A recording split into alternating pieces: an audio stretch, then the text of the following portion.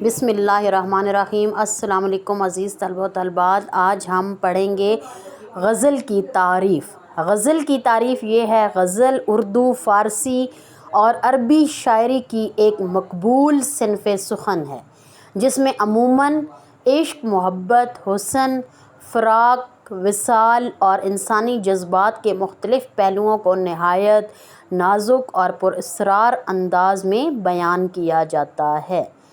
اس کا ہر شعر یعنی 2 مصرعے ایک الگ خیال یا کیفیت رکھتے ہیں، ایک الگ مفہوم رکھتے ہیں، لیکن سب اشعار میں ایک ہی ردیف اور قافیہ کا التزام کیا جاتا ہے۔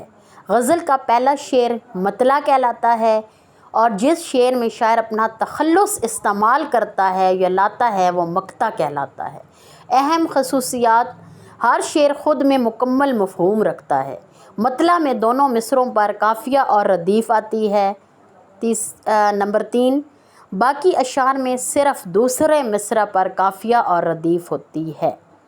عموماً 5 سے 15 اشعار پر غزل مشتمل ہوتی ہے۔